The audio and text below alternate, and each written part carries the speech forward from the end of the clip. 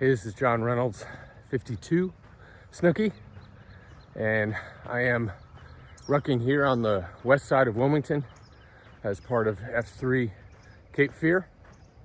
Welcome to Ruck'n'Yuck.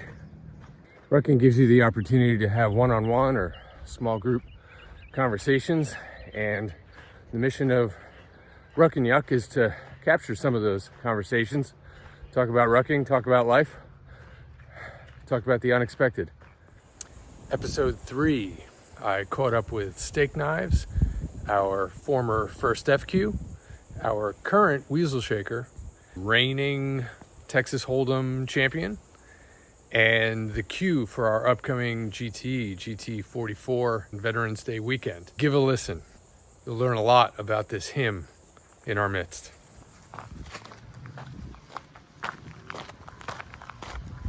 We are, just to give everybody some context, we are in the gloomiest of glooms today. It is Longleaf Park, which was the site of F3 Cape Fear's first workout in 2014. It's dark because there are huge North Carolina pines providing shadow, in many cases shade from the sun, but today cover from the rain, so we're still able to do this. And Steak Knives is easily going at the fastest pace that I've ever done this. So we're gonna be bouncing like little bobbers, which is all good. It's all GTE prep. It's all GTE prep. You're good at this. If I recall correctly, you did not get named at Cape Fear. No. Right, your first time out? Nope. So my introduction to F3, I shared this story at the accelerator. I think it was last year that we did that. So I used to, I'm still in pharmaceutical sales, just in a different capacity, but I had a customer of mine. He was, one of my bigger customers. He was a speaker for me, so he would come do talks at different locations. And I remember he was down in Wilmington one night and finished up the program. And he's from the Cary, Apex area, so Carpex would be his local region. And he was like, man, I gotta get home. I gotta get up at 5 o'clock tomorrow. And I knew he had small kids, and I was like, oh man, do your kids get you up that early? He's like, oh no, I go to a workout every morning. It's this workout called F3, and he started telling me a little bit about it. And he was like, man, next time you're in town, you'll have to come to a workout. And I was like, yeah, that sounds cool. So a couple weeks later, I text him, and I was like, hey, I'm in town. You want to do that workout? And I was like, yeah, meet me at Grace Sovereign Church at 5:30 in the morning and bring work gloves. Yeah. And I was like, well, that sounds weird, but sure, why not? So at like 7:30, 8 o'clock at night, I'm running to Harbor Freight to pick up a pair of work gloves. And showed up the next morning to this big parking lot, and there were like 25 guys or so in the parking lot, and man, it's super intimidating to roll up on a group of people you know nothing about, all standing around a shovel with a flag on top of it. Hold a sec. Yep. We're gonna let this sand crawler type garbage truck go past us here. Morning. We didn't want to get in the way of that thing. All right, yep, so big parking lot full of guys. So big parking lot full of guys, and I roll up to this one guy that looked like he was in charge, and I was like, hey man, my name is Eric. I'm hopeful that I can work out with you guys. My friend John told me about this. Is it cool if I work out with you? And he was like, oh yeah, man. He's like, come on in, you're gonna love this. My name's Pet Sounds. And I did the kind of like, dog hears the whistle kind of move. Exactly. And right. I was like, I don't know what that means, but okay. And he goes, oh no, everybody gets a nickname, man. You'll get one today too. You'll love it. So I did the 45-minute workout with these guys, and I loved every second of it. I went home. I went back to my hotel with the most energy I've ever had in my life. Yeah. And I think I told every person I ever knew in the world about F3 that day. Yeah. So I went back home. I looked up F3 Wilmington, and Actually, my first post was right here at Longleaf Park. There you go. Former Humacrae Park. Right. And Big Sky was having his VQ that day. Wow. And that workout kicked my butt, and I was like, I'm in. And I think that year I did like 350 workouts or some crazy number like that. So I was in. I loved it, and told my wife about it for Fia, and she jumped in and brought my kids out. I just I loved everything about it. So anyway, my name comes from when I was in the COT that day. They had asked me what I did and why I was up in Carpex that day. So I told them I was in sales and I traveled a lot. So somebody in the COT threw out, we need a Glenn Ross reference. It's a movie from the 90s. Exactly. So one of the prizes in the sales contest was steak knives. So I actually got steak knives as my name, which at the time I was like, that's weird, but it's a pretty awesome name. Yeah. And I love it. It's like you're just kind of you're a normal piece of anyone's kitchen. Yeah. But it's I don't know, it's the cool piece, right? You know, you either break out for special occasions. Because we're adding a little something to this month's sales contest. As you all know, first prize is a Cadillac Eldorado. Anybody want to see second prize? Second prize is a set of steak knives. Third prize is you're fired. So Yeah, it could have been bad. My brother always tells me it could have been a lot worse because, you know, we asked guys what their first concert was. Yeah. My first concert was Vanilla Ice, so it could have been a lot worse. Wow. Yeah, we won't go there, and go. that's a good thing you did not go there. That's great. So then, so that's pretty neat. So you got named somewhere else, and you basically roll into town here to an established region and be like, I'm a new guy, but I got a name. That's right. So they didn't have a chance to, nobody had a chance to get to know you or have some backstories on you, right? They couldn't rename me. If you had to name me, Snooki, what would you have named If me? I had to name you, well, that's actually an incredible segue into our next question. Uh-oh. So I can name you like the Intimidator, the Shadow, the Bullet. I don't know, because all I know is when I first joined, and I was there at a few of your Qs. I think when you first join, you look at the Q calendar. Oh, I remember that guy, and oh, I remember that guy, and then I would see you on the calendar. I'd be like, oh man, I really remember that guy. His workouts would just absolutely floor me. And I think I don't know if you remember this, but the first time, well, actually, it was in my first year when I queued, and just you showed up. And I was the one who was more nervous, and you weren't even the queue, because we were doing the physical fitness test.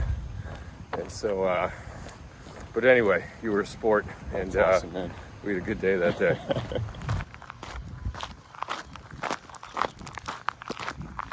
Speaking of Oppenheimer, have you ever gone to the movies with Dixie Chick? I have not. Have you guys had a family I have not. get together? He's big into the movies. He organized a second F trip out to see Flashback Cinema. We saw the original Indiana Jones. And he talked through the whole movie. All he did was just yap, yap, yap through the entire movie. I was like, dude, we're not in the gloom. We got to, there's people around. Did he have 80s music playing in the background as well? Oh, like his kids were there rolling their eyes. And, it's funny. But, great guy. Just don't go to the movies with him. He'll just talk your head off. So GTE. So let's unroll that a little bit. So you're totally jazzed for F3. You're coming out. You're doing this and that. And remind me of the year again. Was that 2019? It's 2019. Yep. 2019. Okay. So then, what was the first? What was your first exposure or experience with rucking?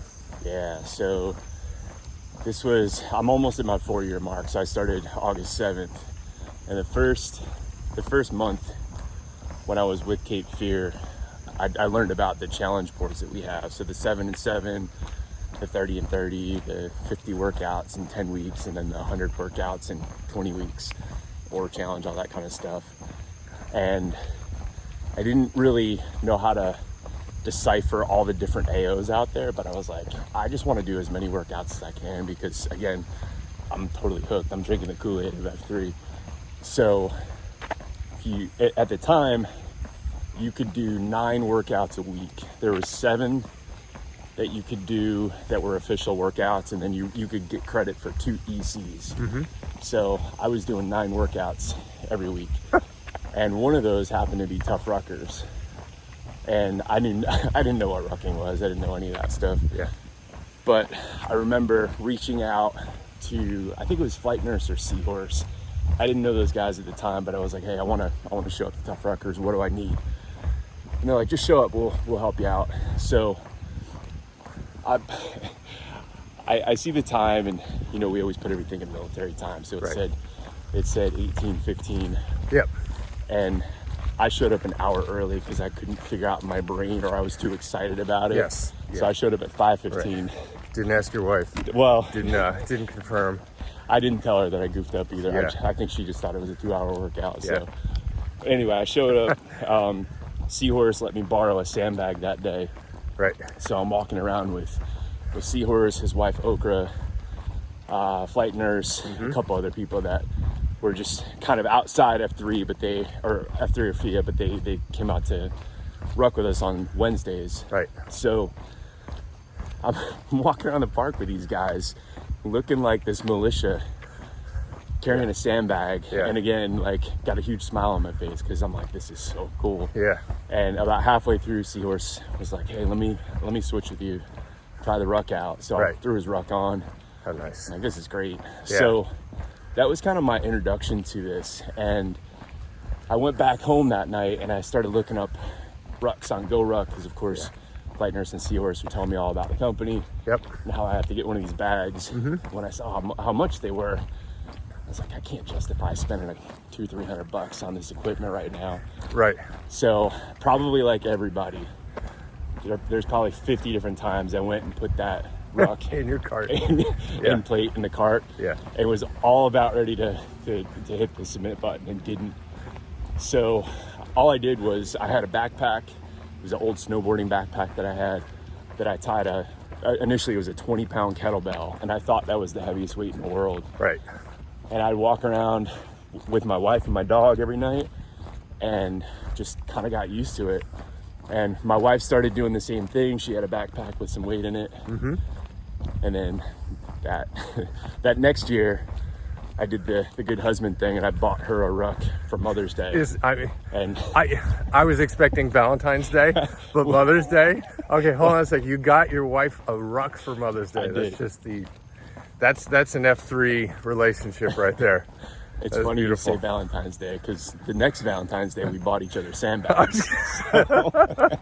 Oh my gosh. But my wife ended up buying me a ruck for Father's Day that same year. So, everything about rucking is, to me, is just awesome. It's kind of being the uncommon in the uncommon. I'll use a David Goggins term here. Right. There's not a lot of people that do F3, so you're already kind of this weirdo in the community. You get up at 5:30 in the morning. Yeah. Why do you do that? Yep. And then within the group, rucking is a smaller community, but when you do it, it's like you're getting more out of your exercises. You're getting more community like this, like we're doing right now. You're getting just stories that you can share. I mean, we were playing around in creeks this weekend, right? Yeah, exactly. It's things that people would be like, why would you do that? But it just makes for an amazing time, and just that connection with some amazing people. So that's why I love rucking. But when I first got into it, it was just kind of that mystery and intrigue that I saw with Flight Nurse and Seahorse and a couple other people that were into it. So. That's great. Well, you're in good company for that first one, and it's great. Those guys are always welcoming to guys who don't have gear. Right? You can just show up, and that's just a tip for anybody out there who hasn't rucked before. You don't need just go and give a heads up that you're going, And maybe somebody will be able to lend you a pack. Just speak up and just say, hey, I'm coming out new, I'd like to try it out, and maybe somebody will have an extra pack for you. If you could look in the back of my truck right now, you'd see how many sandbags. Well, I was gonna say, did you like me buy a truck so that you could haul all your F3 gear around? No, I had the truck first, but okay. I definitely would. I think you're lying. I think you bought the truck afterwards. You bought it off lease just so that you could continually have it. There you go. Yeah. And so we'll talk a little bit about gear. Do you have, like, a lot of guys have like a gun closet, right? They have gun racks or guitars. Do you have like a ruck room where you have like rucks hanging and, sandbags stacked? And tell me about your equipment. Yeah, it's called the back of my truck. And if you open it up, you'd smell the wonderful aromas that come out of it. Right. Water hazard. That's all right. Part of Rucking, right? Part of Rucking. My garage is the home for all my stuff, but when you walk in there, my collection has definitely grown. I have the ruck I'm wearing right now, which was actually a Scars replacement. I worked through my original ruck. Okay. Doing all the stuff that we do. And Scars being the warranty package that comes with, that's all right, warranty package that comes with Go Ruck in case it gets damaged. Yep. So, and again, back to the price of it. Not that I'm advertising for Go Ruck, but it certainly, when things go wrong and you can send it back and they give you something brand new. Yeah. And actually, they upgraded me. It was amazing. So I've got my original ruck that I bought back for $25. I've got this new ruck. I have a ruck that I carry for work when I go on business trips, and I always slap my F3 patch on the back. And no matter where I go, I get somebody that stops me, either in the airport or walking on the plane, or just traveling wherever I am. They see either the ruck or F3, and it starts conversation. It's amazing. It is a conversation starter. We have two 40-pound sandbags. We got a 60-pound sandbag. We have an 80-pound sandbag. I have a sand medicine ball, and I'm starting to make equipment now where I have a 10-foot long, 6-inch diameter PVC pipe that we fill with water and bring out and have fun with.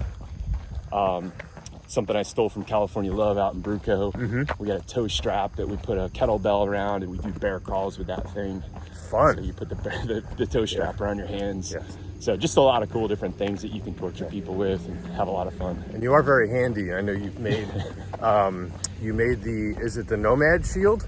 I did make the Nomad Shield. Nomad Shield. I'll flap a picture on the left or to my right, and you'll see this amazing piece of work. It's PAX gets to keep it when they hit all of our, I think if you queue all of our week-long locations over the course of a calendar year, and you get this amazing shield that he made with his bare hands, and he cut all the pieces with his the edge of his hand there. That's right.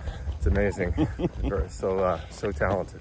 We got the sled too. I made that thing that we use at Christmas time. Right. We packed that thing full of gifts and shoulder it down to Wrightsville Beach Police Station. That's another fun event. There you go. You said you travel with your ruck. How do you do the plate? How do you do the weight? So I heard funny stories about TSA and having to stow it. And yeah. So I actually don't bring my weight plate with me. Okay. I just carry the rucksack. Okay.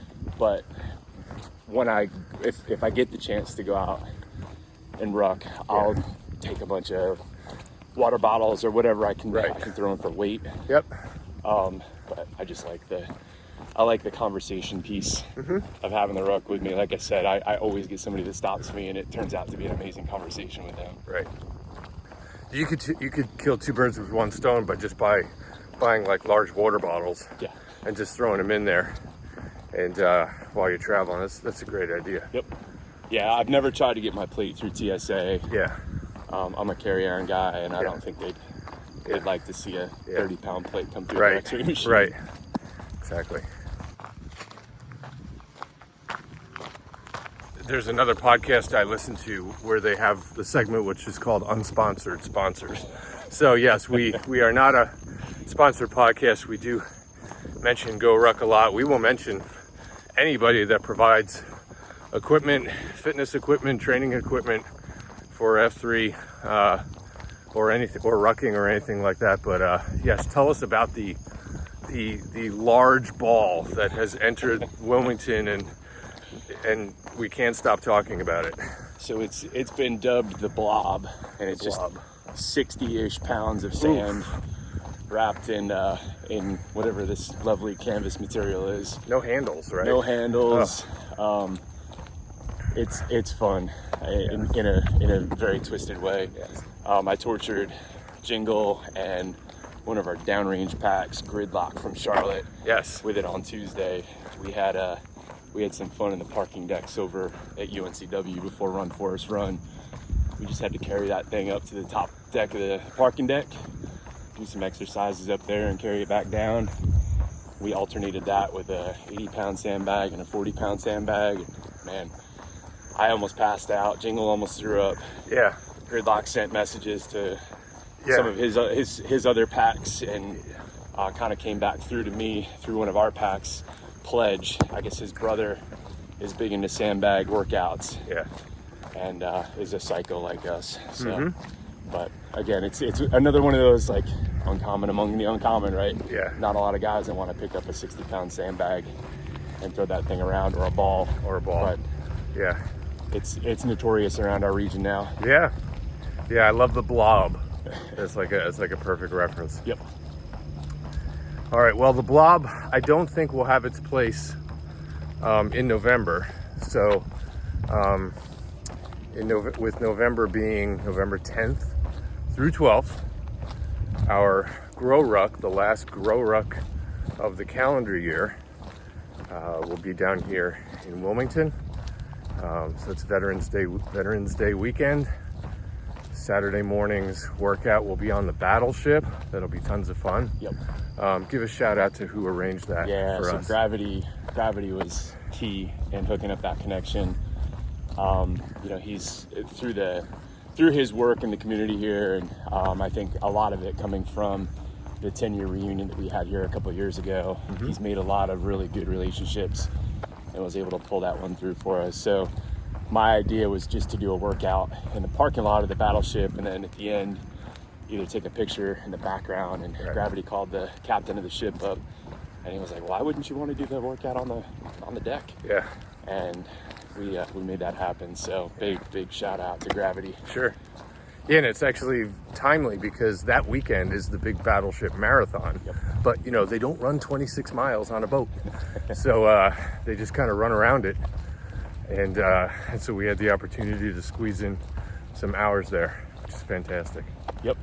Yeah, it's going to be a big one. I know other packs from other regions are talking about that right now, and hopefully that's a big selling point for people to come out. So if you haven't signed up for GTE yet, do it. You can work out on a battleship. There you go. It's amazing. So you've been rucking now, and I'd say, the guys look to you in the region here for, certainly for equipment. And, but I mean, your leadership is with the ruck events, and you're the GTEQ, I guess you could say, right? Yep. Organizing the event. Yep. You will participate in the event when it comes, but you are setting up the event in November. And you did a GTE before, right? Yeah, I've done 2 of them. Oh, you did 2? Yep. Okay. Which ones? I did Myrtle Beach, Grand Strand, 2 years ago. Nice. And then I did Greenville last year, Eastern Fleet last year. Okay. All right, that's cool. And so knowing, now you can't, you're not, can you tell me everything about what happens at a GTE right now for everybody? I could. I don't want to spoil the surprise. You're going to have the best time and the worst time of your life all mixed up into one. Okay. And when you finish at 9 o'clock in the morning or around that time, you're going to instantly want to sign up for another one. It's one of the most life-changing things that you can do as a man. You leave that event unlocked. Your potential goes through the roof, because if you just survived that and you realize what you can do with another group of individuals to accomplish this insanely hard task, you can do anything. And for those guys out there that are maybe, early in training or new to F3. Yep. Little sidebar, we had a flight nurse, a cadre flight nurse, who ran what's called ruck crushers. They are like simulated military events based on history. They're really wild. And we had this guy who rucked for the first time and did ruck crushers with his son. And it was pretty amazing seeing his eyes light up at this experience, right? And that was like a 2-hour event, in the marshes behind Wrightsville Beach there. And so he came out and did that fresh for 2 hours, and yeah, he was probably hurting a little bit, but he got out of there and he's like, that was miserable, but that was like the most fun I've had like all year. So tell us about the program you put together that helped guys go basically from 0 to 60 with rucking, and especially training for a GTE. Absolutely. So I put together a program called Couch to GTE, and we started it back in, February-ish time frame. And I just thought about all the things that I wish I had known leading into my first GTE. And again, I had heard stories through a lot of these guys that have done them in the past, but until you actually do one and experience it, you have no idea what kind of torture is in front of you. And even the one that we're gonna do in November, right, they're all unique. I have no idea what's coming. Right. But the biggest thing is just exposure with weight on your shoulders. It's amazing how your feet need to be conditioned when you have an extra 30, 40, 50 pounds on your back or more. Mm-hmm. You have to have those in shape. Your shoulders are the other thing. If you haven't rucked significant miles and hours with 30 pounds on your shoulders, it's gonna be a long night. So I thought about those two ideas and just try to figure out how do we ramp up those miles, but start easy, and then as we get closer to the event, start to really turn on the training. So we just started out with basic, go light, go short distances, just get used to the equipment, and then start to build up from there. So 1 to 2 miles a day, a couple times a week, and we're kind of midway through and we're starting to do longer rucks. We did, sorry about that. No, that's right. 1 to 2 weeks, longer rucks. Yeah, 1 to 2 weeks, longer rucks. And then, we're next, in August, we're gonna end up doing a 10-mile ruck. And that's really gonna put some good distance on, and it will give you a good idea of what your feet are gonna be like, what your footwear needs to be, what your hydration needs to be. And then the last few months leading up to Grow Ruck, we're gonna start doing a lot of EC ruck sandbag workouts. And the one thing outside of just your shoulders and your feet is your overhead hold. So that static hold with 50 pounds over your head. You can't do that for a minute. You got to get there, because it's gonna show up at GTE, and it's gonna show up early. And if you don't know how to hold that ruck over your head, life's gonna be hard. So I learned that the hard way this Saturday, and now I know. It's all part of this guy and the training. Yep. So all right, just basic ideas, but it's a long runway that we gave guys to prep for, instead of having to do the cram session right before the event. all right, strong work, man. Be sure to like this video, and more importantly, subscribe to F3 Cape Fear. We will have more Ruck'n'Yuck episodes up shortly.